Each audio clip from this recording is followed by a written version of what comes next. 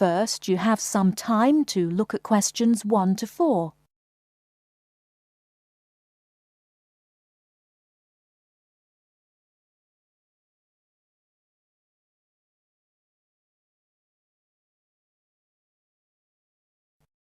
Listen carefully and answer questions 1 to 4. Hello, I am a new student here. Hello, what can I do for you?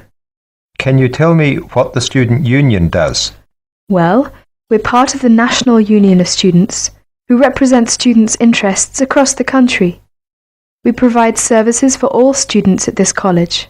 What kind of services? There are advisors and welfare staff, entertainments, sports clubs, union societies, meetings, campaigns, and special interest groups.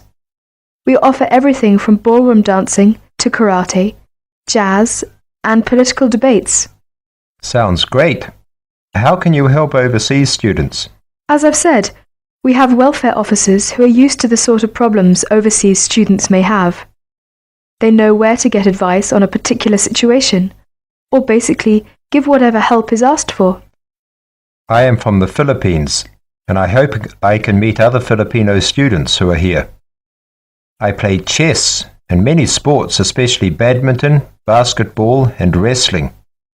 Please, can you tell me how to find out about these things? There is a Filipino society at the college. Regular meetings take place and lots of social activities are organized, such as meals, plays, and dances. The society is made up of Filipino students and other students who have an interest in the Philippines. And what about the sports? Does the union offer the ones I'm interested in? Yes, we do. There are basketball and wrestling teams. If you want to play in one of the college teams, you have to go along to training sessions and compete for a place. For badminton, you can either go to the badminton club or book a court to play with friends. Is there also a chess club or team? No, I'm afraid not. It may be best for you to put a notice on our notice board to find other players. Will that cost me anything?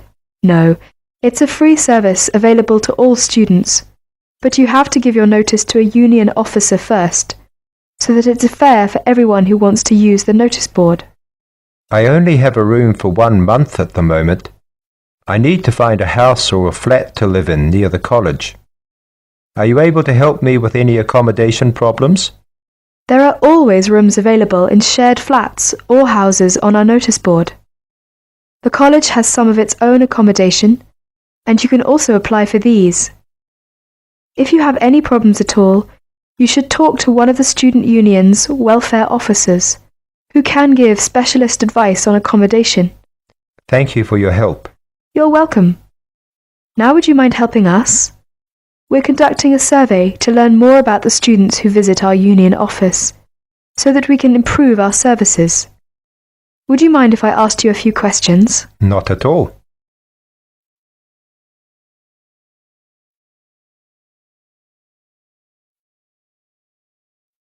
Now look at questions 5 to 10.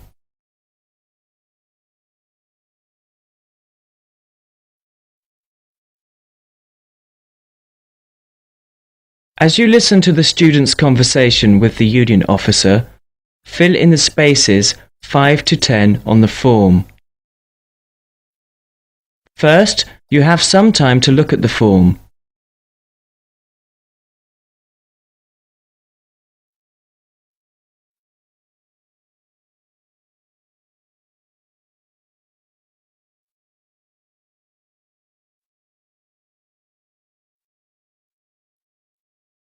Now listen carefully and fill in gaps 5 to 10.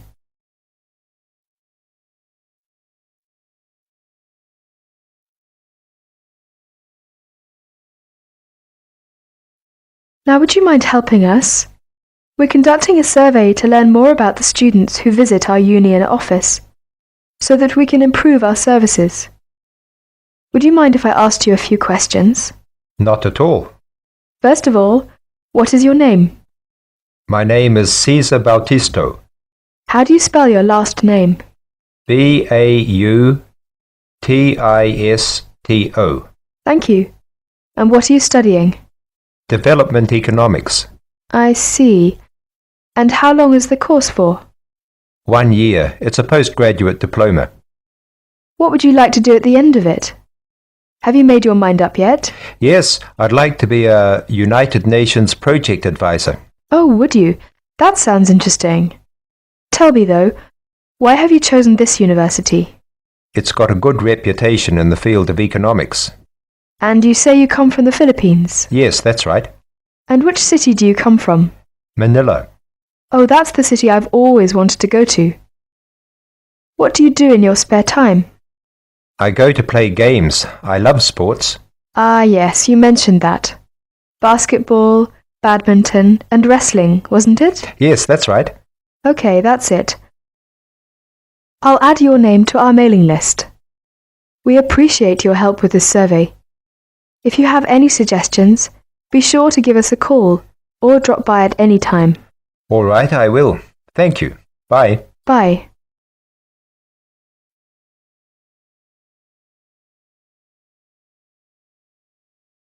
That is the end of part 1.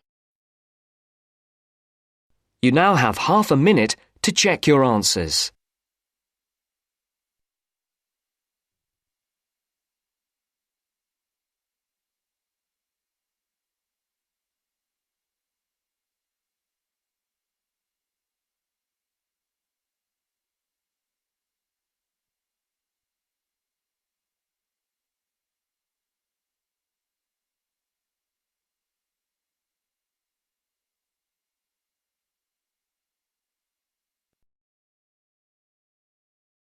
Now turns to part 2.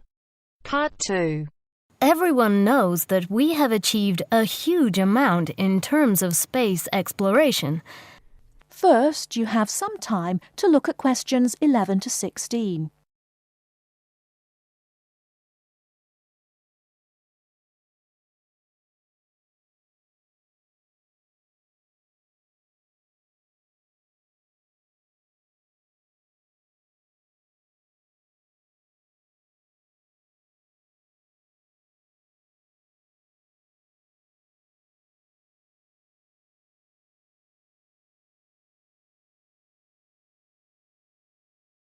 Now, listen carefully and answer questions 11 to 16.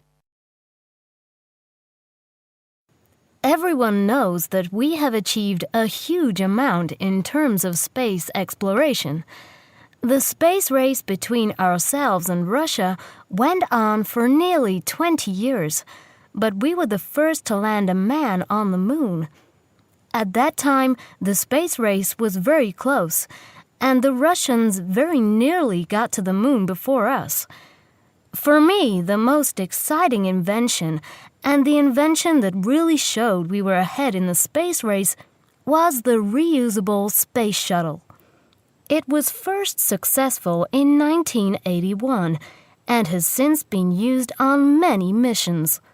The reusable shuttle can carry astronauts on space missions and can serve as a laboratory in which to conduct experiments. It can be used to transport equipment to space stations or to collect or repair satellites. The shuttle carries between 5 and 7 crew members. When a mission is complete, the shuttle fires thrusters, which propel it back into the Earth's atmosphere. It then glides down to make its landing. Before you hear the rest of the talk, you have some time to look at questions 17 to 20.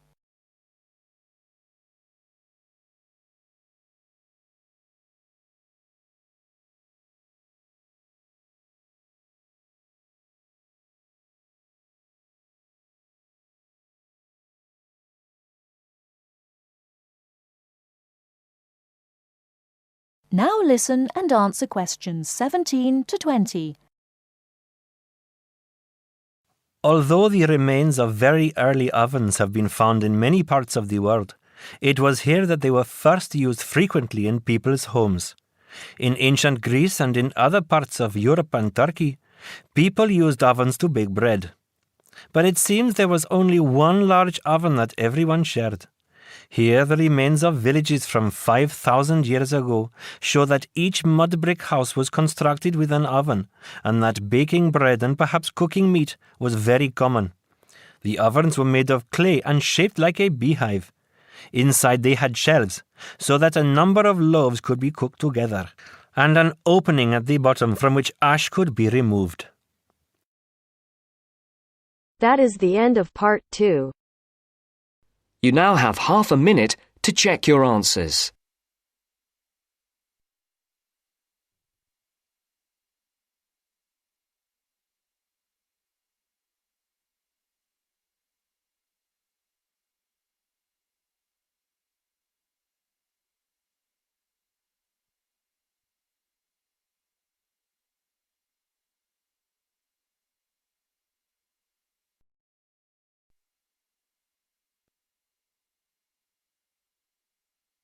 Now turns to part 3.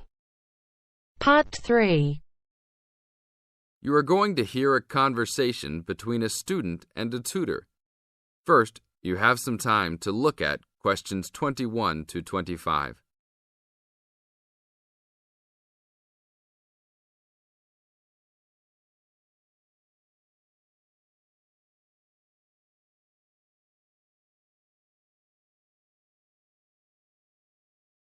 Now listen to the tape and answer questions 21 to 25. Hi, Brad. I was wondering if you have time to answer some of my questions about my upcoming test. Sure, no problem, Jeff. What is it that you're having problems on? Well, it's for my English final. We have to prepare a 5-minute speech to present in front of the whole class, including the professor. So I'm a little bit worried. Is there any specific topic, or can you do it on whatever you want? It has to have something to do with the origins of English literature. I'm thinking of doing it on Shakespeare, but I bet many other students will have the same idea. That's fine. Don't worry if others are doing the same thing. As long as you do a good job, that's all that counts. A good professor will grade all students fairly. You really think so? I suppose Shakespeare is the most famous author, so it should be fine. Besides, Shakespeare has so many works. You only have to choose a couple of them and talk about those. I guess you're right. Do you have any advice about how to prepare a speech? First, you need to select your topic. Have you done this yet? Yes, I have lots of information on Shakespeare. Good. Next, you should do a research on a specific topic. Do you have a deadline for which to turn in your speech topic? The deadline is next Tuesday. So you should have a detailed outline of what you will say by then. Do not just turn in a piece of paper saying Shakespeare on it. That will not give your professor any idea as to what you will be talking about. Okay, so you think I should write out an outline of my speech? Of course! Writing your speech out in outline form is essential. No one could give a speech from scratch. Even the president must refer to his outline when giving a speech. An outline will give you a good structure to base your speech on.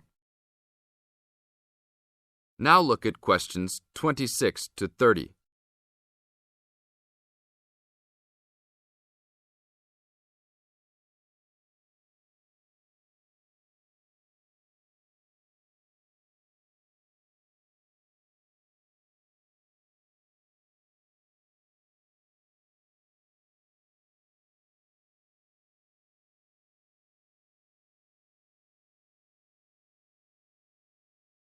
Now listen to the tape and answer questions 26 to 30. That's true. I was thinking that I would do an outline last, after I figured everything out. But I think your idea is better. What should I do after I have an outline prepared? You should then write the speech out, word for word, what you're going to say. This is so you'll have a firm idea of what you will say. It doesn't mean that the speech you will give will be exactly the same, but at least you have a fairly good idea what the final product will be. At this point, I can read it over for you if you want. Really? That would be great. I would appreciate that so much. No problem. Once you write it out, the next step is to practice giving the speech. At first, you can do it in front of the mirror, so you can see your expressions in your presentation. After that, you should practice giving your speech to some friends. I can listen to it for you too. That's a great idea. I really owe you a big favour then. Sure, you can do my Latin homework for me. Just kidding. Seriously, don't worry about it. I can help you with anything you need. So when is the speech due? Well, the speech topic is due next Tuesday. The speech itself will be due next Friday. I can help you any time you want because I have no tests this next week. Besides, I'm an English major and Shakespeare's one of my favourite authors, so helping you out will be no big deal. Thanks so much. Well, I'm going to the library to get started on all this. I'll call you tomorrow. See you tomorrow then. That is the end of part 3. You now have half a minute to check your answers.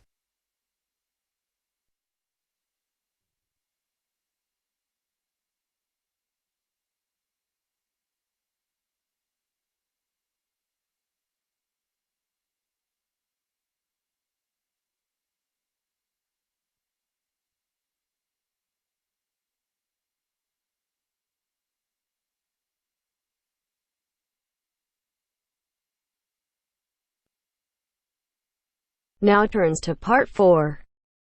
Part 4. You will hear a historian giving a presentation about techniques to identify the origin of handwritten books from the Middle Ages. First, you have some time to look at questions 31 to 40.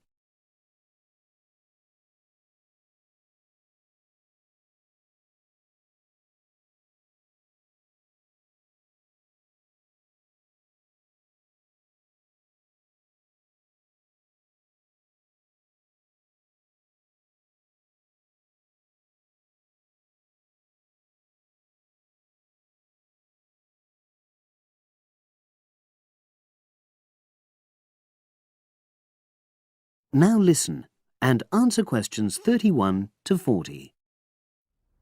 My presentation today is on how the science of genetics is being used to shed light on the origin of manuscripts, anything written by hand, produced in the medieval period, that is, the period between the 5th and 15th centuries AD. As many of you know, thousands of medieval handwritten books still exist today. Some of them have a clear provenance. That is, we know exactly where and when they were written. But the origin of many manuscripts has been a complete mystery. That is, until 2009, when geneticists started using DNA testing to shed light on their origins. But before looking at the new research, I need to explain something about the way the manuscripts were produced, particularly what they were written on. Virtually all were written on treated animal skins, and there were essentially 2 types. The first was parchment, which is made of sheepskin. It has the quality of being very white, but also being thin. It has a naturally greasy surface, which meant it was hard to erase writing from it. This made it much sought after for court documents in medieval times. The second type is vellum, which is calfskin. This was most often used for any very high-status documents because it provided the best writing surface, so scribes could achieve lettering of high quality. So, once the animal hides had been chosen, they had to be prepared. Where the right materials were on hand, the skins were put into large barrels or vats of lime, where they were agitated or stirred frequently.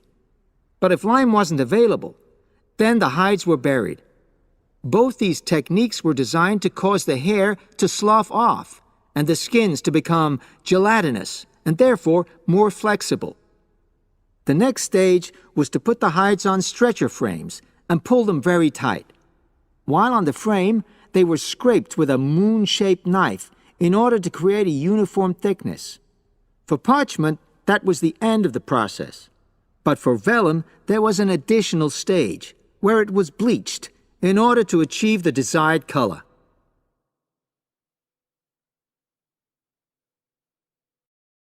So, what does all this preparation mean for the quest to identify the origins of mystery manuscripts?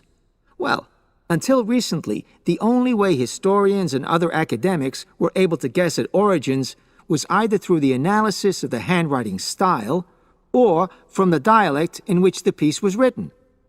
But these techniques have proven unreliable for a number of reasons. It was thus decided to try to look at the problem from a different angle, to start from what is known, that is, the small number of manuscripts whose origins we do already know. Because these parchments and vellum are both made from animal hides, it was possible to subject them to DNA testing and to identify the genetic markers for the date and location of production. From this was created what is known as a baseline. The next stage was to test the mystery manuscripts, finding their DNA characteristics, and then making comparisons between the known and the mystery scripts. Genetic similarities and differences enabled the scientists to gain more information about the origins of the many manuscripts we had known virtually nothing about up to that point. Now you might ask, what are the potential uses of this new information? Well, obviously, it can shed light on the origin of individual books and manuscripts. But that's not all. It can also shed light on the evolution of the whole of the manuscript production industry in medieval times. And because that was such a thriving business, involving very large-scale movements right across the globe, the new data in turn help historians establish which trade routes were in operation during the whole millennium. Now, if anyone has any questions... That is the end of part 4. You now have half a minute to check your answers.